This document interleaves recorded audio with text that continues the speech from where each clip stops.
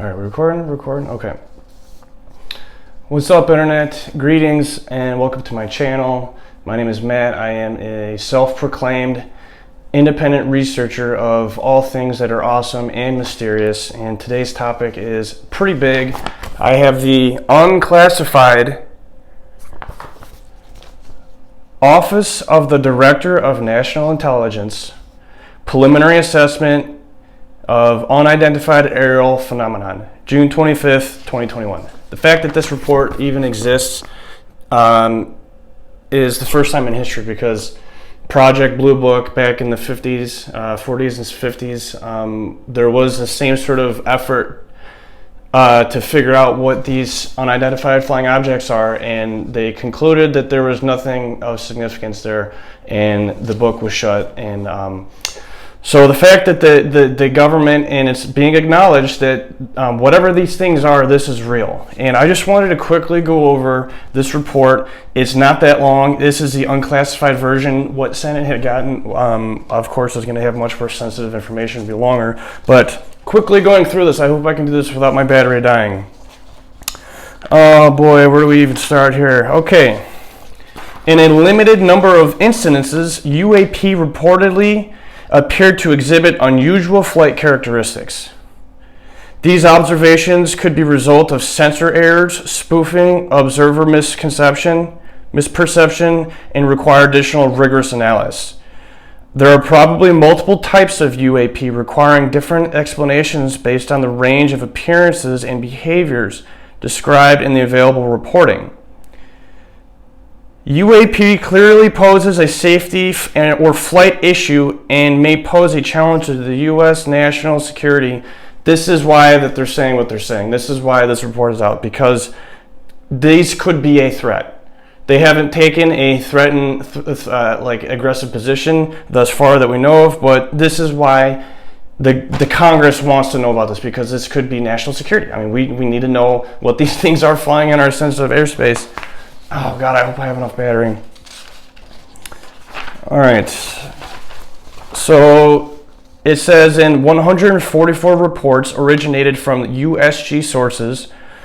Of these, 80 reports involved observation with multiple sensors. Most reports described UAP as objects that interrupted a pre-planned training or other military activities. So this ties into the David Fravor story, Commander David Fravor and his other crew that were on training. They were interrupted by the radar operator who had been seeing these things for weeks. And there was just at the right time at the right place where there was planes out when these things were showing up on radar. They said, we're going to interrupt your training and I want you to go check this out. And they did. And I'm not going to explain the story. David Fravor saw a tic-tac shaped object bouncing around and it just disappeared. And there was two crews, two planes with two people in it from two different vantage points. It was all on radar. It's one of probably the most notorious story available. All right, so in 18 incidences described in 21 reports, observers reported unusual UAP movement or pattern flight characteristics. Some UAP appeared to remain stationary in winds aloft, moving against the wind, moving abruptly, or move at considerable speed without discernible means of propulsion.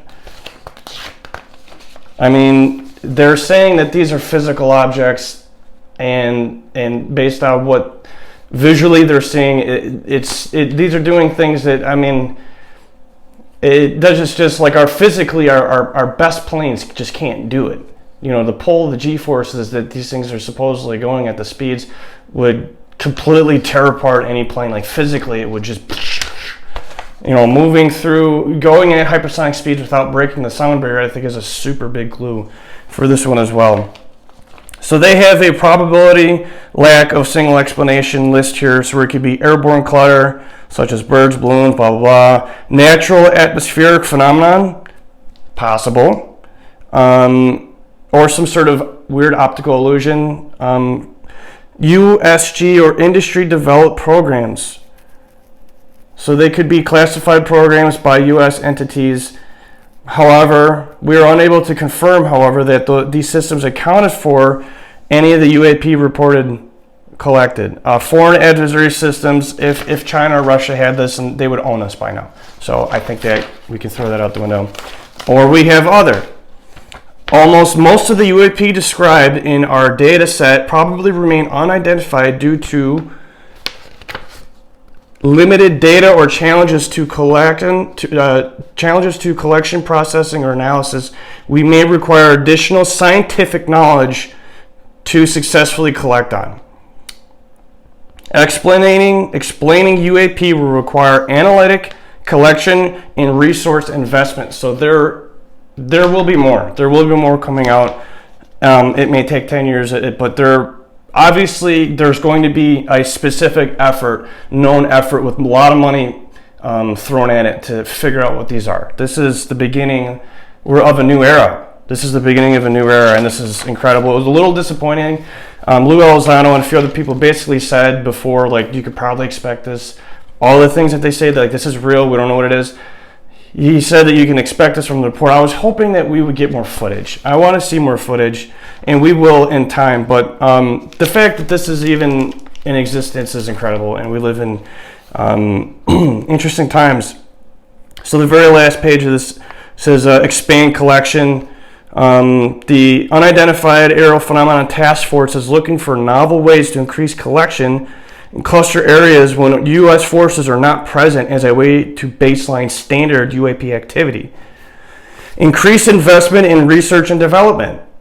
They need money. They need money to develop the technology to even study these things. And that's basically where we're at. I didn't want to make this video too long. We got anything highlighted here? This is it. I mean, this is on the Department of Defense website. You can print it out yourself. It's only 9 pages.